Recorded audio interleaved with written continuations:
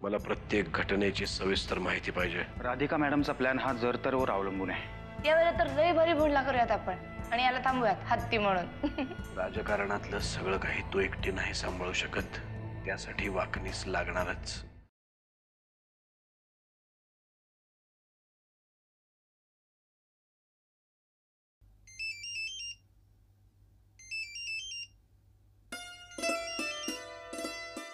वामन काका बोल ना. अमृता, कशी आहेस बाळा? तब्येत कशी आहे? बरी आहे. बोल ना, सहज केला होतास फोन? सहजच. खरं तर सहजच नाही. नवरात्र चालू झाली आहेत ना, तर जरा दांडिया खेळायचं ठरत होतं म्हणून तुझी आठवण आली. लहानपणी काय धमाल करायचीस तू दांडिया खेळताना. मजा यायची ना खूप. हा, ह्या वर्षी सुद्धा दांडिया खेळायचं ठरत होतं म्हणून म्हणलं तुला फोन करावा. मग नंतर लक्षात आलं की आता तुला कसं जमणार. गड गड. नाही, पण जानकी म्हणत होती की भोंडला करूया, तर भोंडल्याला यायला जमेल का तुला? भोंडला? अमृता, तू जे काही वागलीस ती योग्य वागलीस का एवढंच मला सांग. जाऊ दे ना बाबा, उगाच कुणाच्या वागण्याबद्दल आपण नको बोलायला. हे तू नाही, जानकी बोलते. शेवटी ती तुला माझ्यापासून तोडण्यात यशस्वी झालीच तर. नाही बाबा, मला तुमच्यापासून जानकीने नाही, तुम्हीच तोडले. तू आता जे काही बोलतेस ही तुझी नाही, जानकीची भाषा आहे. नाही, नको. मी येईन आणि बाबा. नकोच, जाऊ दे. सॉरी काका, मी नाही येऊ शकणार. कळतंय मला. म्हणूनच मी तुला फार आग्रह नाही करू शकत. पण आपण तरी काय करणार ग? त्याच्या डोक्यात कधीतरी प्रकाश पडेल अशी वाट पाहत राहायचं आपण. दुसरं काय करणार? जाऊ दे ना काका, नको त्या विषयावर बोलायला.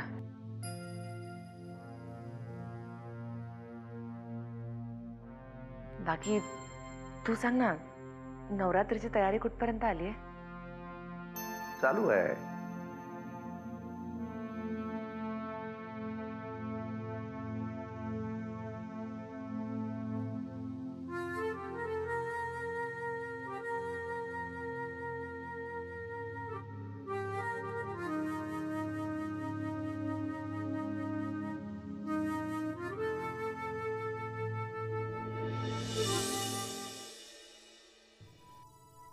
राधिका, उद्या सगळं व्यवस्थित होईल ना? का नाही होणार? आपण आपल्या परीने सगळे प्रयत्न केलेत. बघा तुम्ही, आपल्याला यश नक्की मिळेल. तुम्ही जास्त विचार करू नका, त्रास होईल तुम्हाला. त्रास झाला तरी चालेल राधिका, पण उद्या माझं नाव मुख्यमंत्री म्हणून घोषित झालंच पाहिजे. एकदा का नाव घोषित झालं की आजवर झालेला सगळा त्रास, सगळा शीण निघून जाईल एका क्षणात. फक्त एकदाच.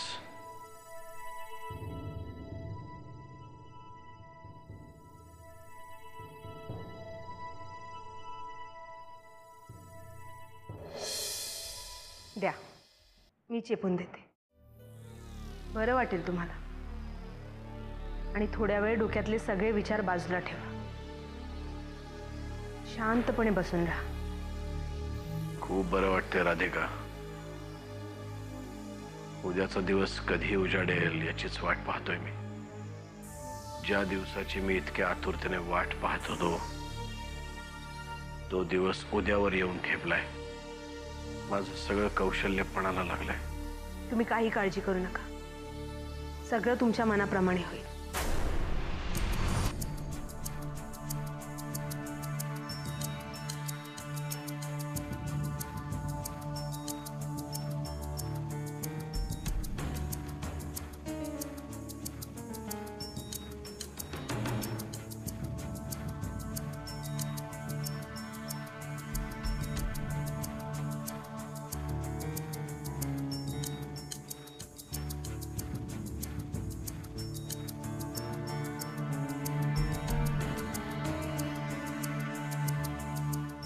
काय काम आहे तुझं? घट बसणार आहेत. तुम्ही घरात थांबलं तर बरं होईल. दरवर्षी पूजा तुम्हीच करतात म्हणून विचारायला आले. वेळ नाही मला. अजून काही विचारायचंय? मने घेतून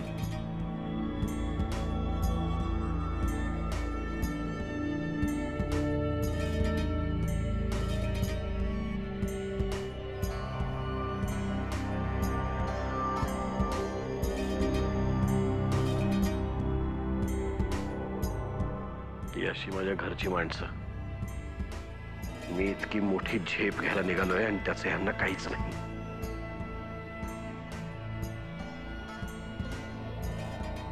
मी आहे ना तुमच्या बरोबर. सगळं ठीक होईल.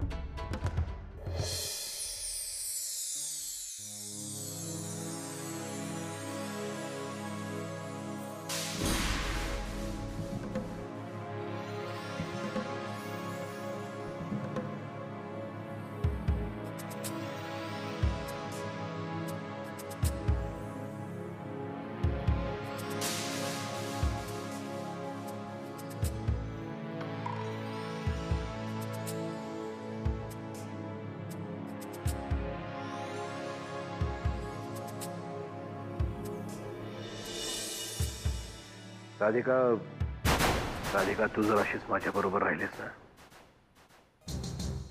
तर तो दिवसही नक्कीच दिसेल मला.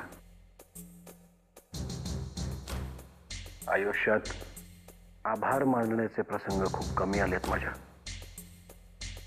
Thank you very much. You always welcome. Anyway, once again congratulations. Thank you. तुम्ही थोड्या वेळ थांबाल का?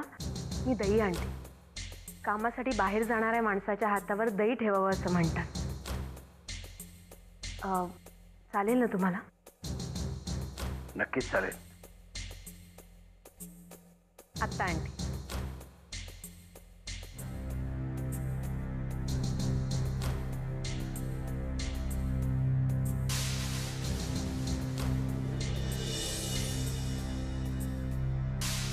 तिच्या तिकडे जाण्याला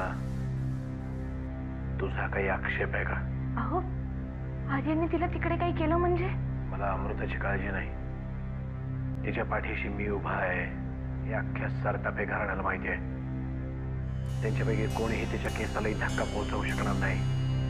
आणि तो फडतूस पोरगा तर नाहीच नाही. मला प्रश्न वेगळाच पडलाय. तू इतकी का अस्वस्थ झाली आहे? हा, कारण आर्यन कसं आहे ना ते फक्त मला माहिती आहे. हो.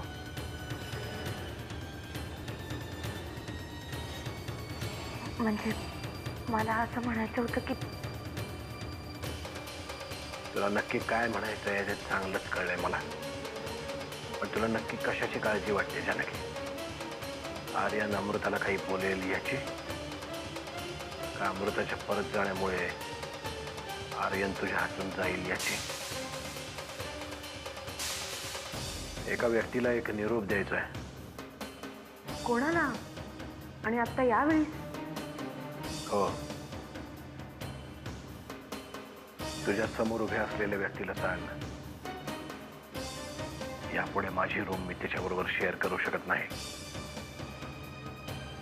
त्यामुळे तिने स्वतःची व्यवस्था पाहावी.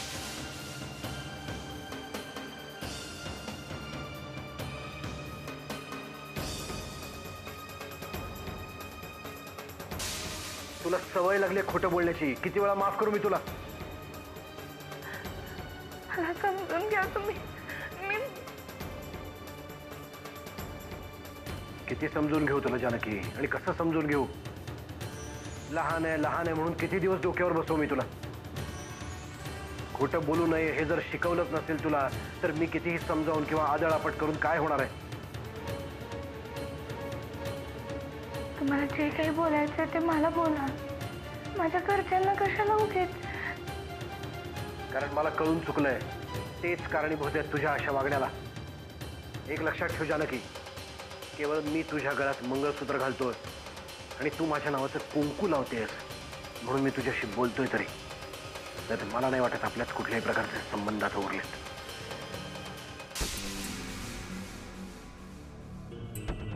यापुढे मी सांगीन तसंच तुला वागायचंय. कोण कुठली ती राधिका, नवऱ्याला सोडून आलेली मुलगी इथे घरात येते, तुझे सगळे अधिकार घेते आणि तू नुसतं पाहत राहतेस. पुन्हा हे असले तमाशे घरात होता कामा नयेत. आणि पुन्हा तुझ्या हातनं काही चूक झाली ना तर लक्षात ठेव, कारण आता या लढाईत मी पण उतरली आणि आपल्या दोघींनाही ही लढाई जिंकायची. आत्याबाई हे सगळं बोलायला ठीक आहे, पण यांचा स्वभाव आता पहिल्यासारखा राहिला नाही. त्या घरात काय पहिल्यासारखं राहिलंय? तेच तर आपल्याला पूर्वपदावर आणायचं आहे ना. त्याच्यामुळे आता रडणं थांबवा. आता जर मला तू रडताना दिसलीस ना, माझ्या इतकी वाईट बाई नाही मी सांगून ठेवते. अगं जरा पहिल्यासारखी वाग ना. गावाहून आलीस तेव्हा कशी होतीस तू? एक घाव की दोन तुकडे. त्याचं मांजरासारखं पायात लुडबुड लुडबुड लुडबुड किती दिवस करणार? आधी कमरेच्या चाव्या गेल्या, नंतर नवरा हातातनं गेला, आता तुला घरातनं बाहेर पडायची वेळ आली. आता तरी शहाणी हो.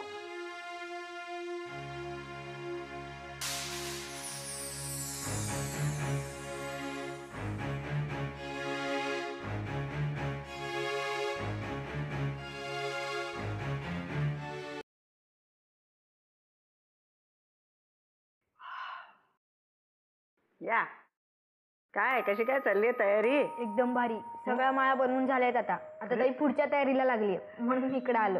अरे पण मग तू तिला मदत नाही का करायची? तीच म्हणाल तू आता निघून जा, तुझ्या मदतीची सगळी कामं संपली आहेत आता.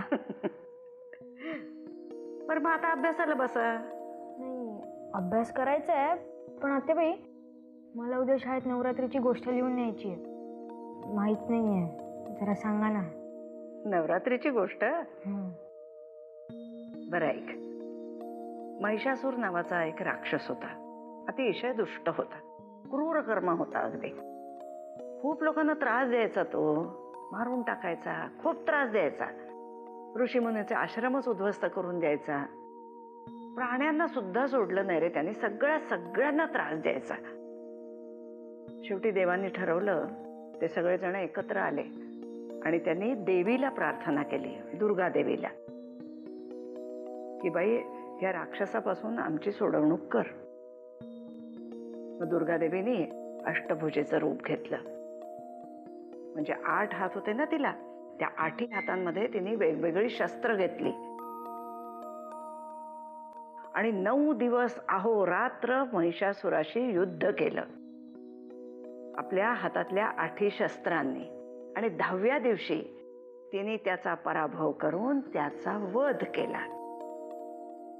महिषासुरावर तिने विजय मिळवला म्हणून त्या दिवसाला म्हणतात विजयादशमी.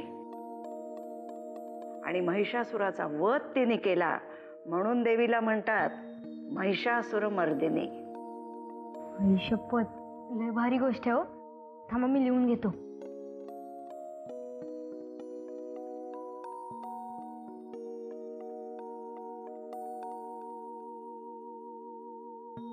महिषासुर मर्दिनी.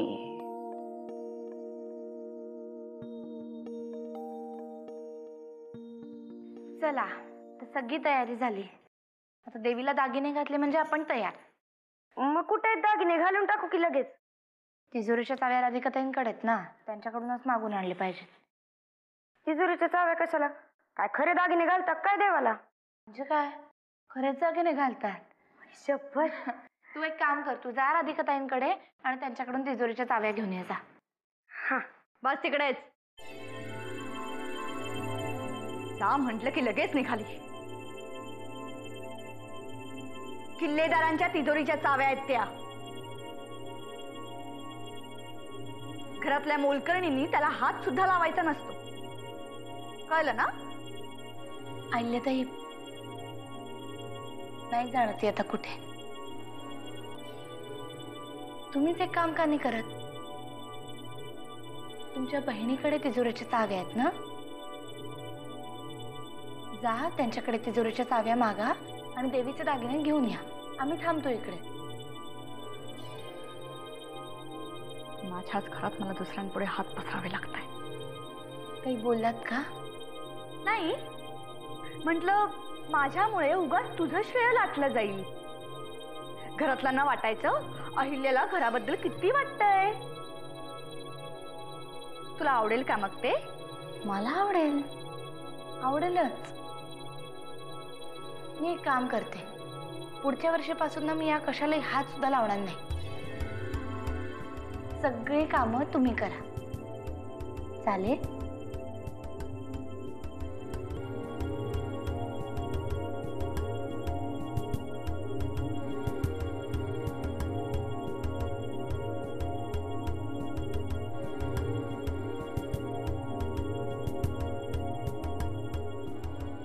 अहिल्याताई, आत्ता जरी मोलकरी नसले ना तरी पुढल्या वर्षी या घरची सून होणार आहे मी.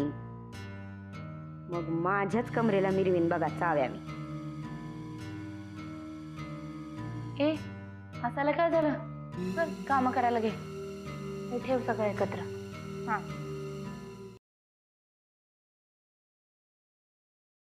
झाली ग सगळी तयारी? हो झाली. सुगंधाने खूप मदत केली, त्यामुळे पटापटा झालं सगळं. चुणचुणीत वाटते ना मुलगी अगदी. चला, आटपलं ना एकदा सगळं, मग झालं. एकदा तुम्ही येऊन सगळं नजरेखालून घातलं म्हणजे. अगं आता तू सगळं केलंयस म्हटल्यावर कुठे बघायचा प्रश्न येतो. माझी खात्री आहे तू सगळं व्यवस्थित केलं असशील. माझ्या समाधानासाठी एकदा चवून पहा. जानकी, तू आहेस म्हणून या घरात सगळं व्यवस्थित होत आहे बघ. नाही तर एकटीने करता करता माझ्या म्हातारीची इतकी दमछाक झाली असती ना. त्यातून आपल्या घरातलं वातावरण हे असं. देवीलाच काळजी आहे म्हणायचं. या 9 दिवसात सगळ्या वाईट गोष्टींचा नाश होतो म्हणतात. आपल्या घरातल्याही वाईट गोष्टींचा असाच नाश होऊ दे. सगळं वातावरण मंगलमय होऊ दे देवी. वातावरण सगळं मंगलमय करून दे. चल बघू काय काय तयारी झाली आहे ती. चल. बरं वाटतंय? खूप बरं वाटतं राधिका. थँक्यू. का तुम्ही मला सारखं सारखं थँक्यू म्हणताय? मिस्टर संजय सातपुते, महाराष्ट्रातील तमाम जनता तुमच्याकडे पाहते. हा काय करतोय इथे? तुम्ही जे काय सांगणार आहात ते खरंय? अहो, मी कशाला खोटं बोलेन? माझी बायको नरसिंह किल्लेदारांनी पळवून नेले. एक असले लोकप्रतिनिधी, यांचा एक डोळा दुसऱ्यांच्या बायकांवर असतो आणि दुसरा डोळा सरकारच्या पैशावर. त्यांना चपलेने मारलं पाहिजे. आपण जरा इथे थांबूया. तुम्ही जरा जास्त भावूक झालात. माझा संसार उद्ध्वस्त केलाय त्या नरसिंह किल्लेदारांनी. मला अक्षरशः रस्त्यावर आणलंय त्याने. माझी बायको 2 दिवसासाठी गेली होती आपल्या बहिणीला भेटायला. मी जेव्हा तिला घ्यायला गेलो नरसिंह किल्लेदाराला आणि माझ्या बायकोला एकाच बेडरूम मध्ये बघितलं.